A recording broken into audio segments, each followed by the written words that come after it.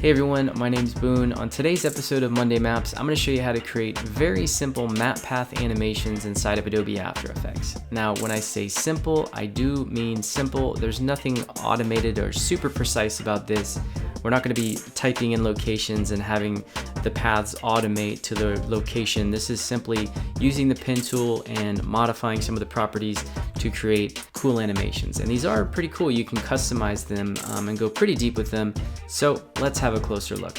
And if you missed my episode from last week, episode 1 of Monday Maps, I show you how to create a 3D animated map marker and show you how to extrude it inside of After Effects with those Cinema 4D tools. Pretty cool, so go check out that episode. You can download the project files for that. And be sure to subscribe to my channel and hit the notification bell because I'm going to be releasing a lot of these episodes in the future.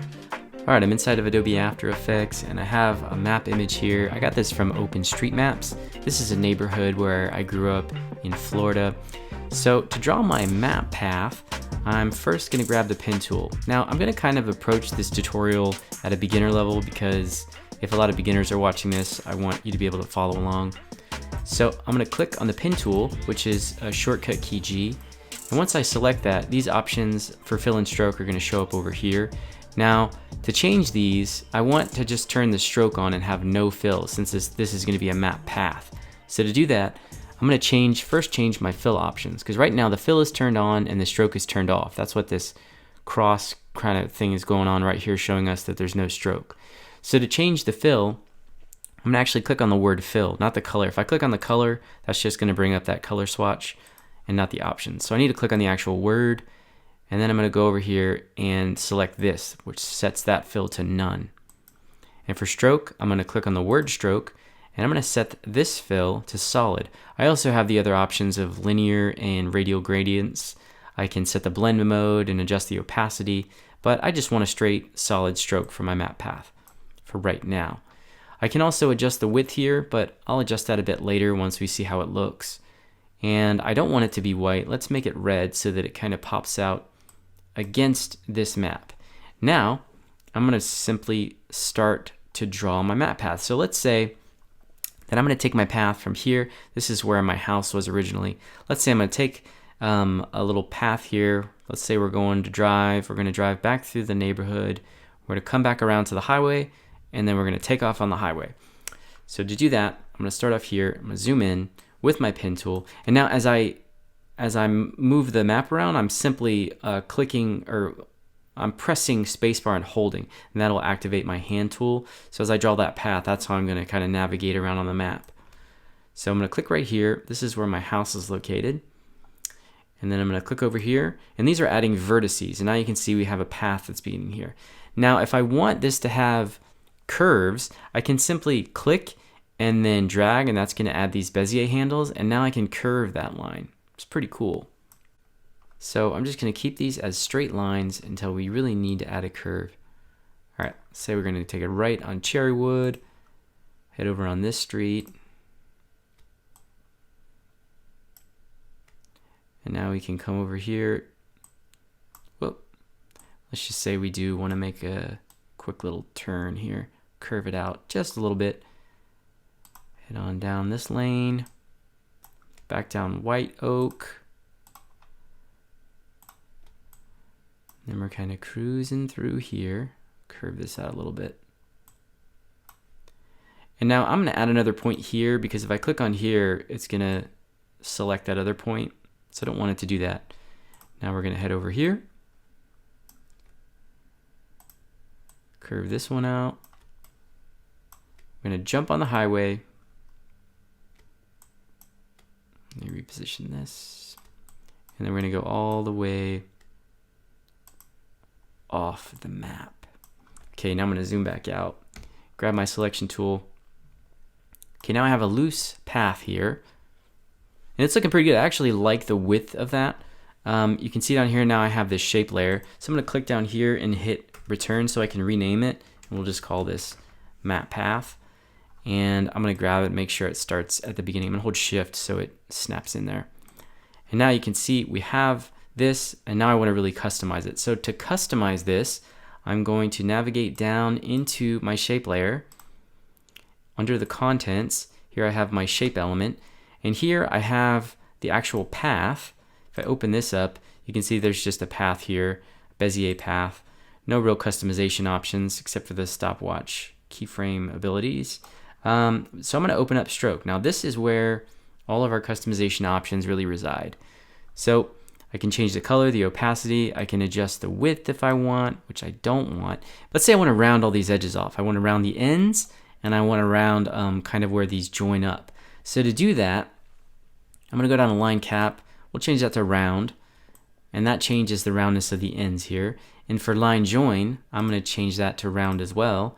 And now you can see all of where all of the vertices are, that's rounded off as well. Now let's go ahead and bring the width back down. And I think 15 might be good, I don't know. Okay, now I can customize this even further with dashes. You can see if I open this up, there's nothing there. I need to add dashes. So there's a little plus here. I can click on that. Now I have a dash attribute or property as well as an offset. Now watch this little secret. If I hit it again, that adds this gap.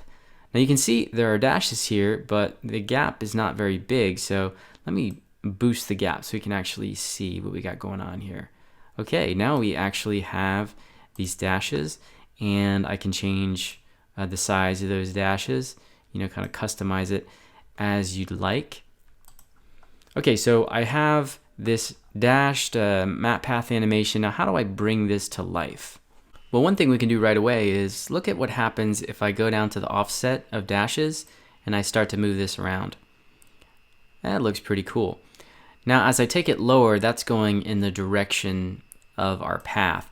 And one thing that you can do is up here, you can actually see the path direction. I can simply flip that. So if I want to animate that up, now you can see it's going in that direction. So I'm going to add keyframes to the offset. Let's go from 0 to 500 and see how that looks. This is a 5-second comp, so let's just see. Okay, that's pretty cool. Now we could use this to visualize like heavy traffic or just show the entire path, you know, give it some movement. Pretty cool option. But let's say I want to actually have the path animate on. So let me show you how that's done. And for that, I'm going to simply duplicate this one so we can keep this look. I'm going to turn the visibility of that one off. And for this one, I'll open this up and we'll dive down back into the stroke options. And what I'm going to do here is I'm going to add an animator. So if I go over to this add menu, you can see down here is trim paths. I'm going to click on that. And now down here I can see it. If I open it up, you can see a couple of different properties here. And this is a really powerful animator tool. It has start, end, and offset. So basically I can animate the end of the path. So if I go to the path here, actually let me just change the look back. So I'm going to take the dashes out altogether. And I did that by hitting the minus key there. Now if I move the end %, you can see that our path is starting to be trimmed. And once again, it's not trimming in the right direction. So to take care of that, I'm going to switch that path direction back in the opposite direction because I want to animate the end here. So as I bring the end down, now you can see that it's going in the right direction. So now it's as simple as adding a keyframe to the end. And let's take that to 100%. And I'll take that to like the 3-second mark. And I'll go back to the beginning and bring the end to 0. And now we have our map path that animates on. Very, very cool. Now, with all these properties, there's a ton of different things you can do. I could start to bring the start of this out, so I could go from 0, and then by the time this ends, over here, I can bring this to 100. So that's just going to trim the end of that. It's going to trim the start. So let's see what this does. So now the end is trimming, and then the start trims. Pretty cool. So let me undo that. And then I could add those dashes back with a gap. Let's bring the gap here. And now we have those animating. I could even animate the offset of this again. So whatever look you're trying to achieve, you can get it with just a few of these little properties there. Except that these are kind of offsetting in the wrong direction. So let's bring that from 0 to -500.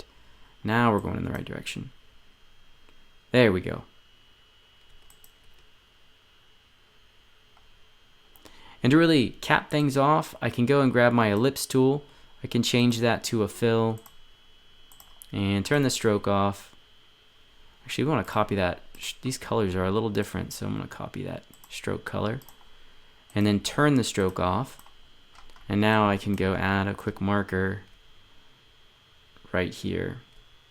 Now the last thing you're going to want to know how to do is how to tweak these vertices. So I'm going to select my map path here, and with the selection tool, which is shortcut key V, I'm going to double click on my path, and now if I click on the individual vertices, you can see that I can select them and move them around. I can select multiple vertices by clicking and dragging, but beware, this is easy to get lost here and accidentally move a layer. Now I've double clicked it, I've selected all of the paths. So if I double click again and hold shift, now I can select the individual ones. Now if I zoom in a little bit, you can see that some of these are different. Like this one has the Bezier handles because I added them when I was adding them. I clicked and dragged, so it added this as a curved path. This one is just a straight one. So I can actually change this vertices. If I go back up to the pen tool, there's a convert vertex tool. If I select that and then I click this point, now you can see it added those Bezier handles. And now I can manipulate those to curve my path. And if I hold the different modifier keys, I can adjust these. So like if I hold Alt, I can adjust them totally individually. If I hold Shift, it snaps them into place. And if I hold Command or Control, it moves them together.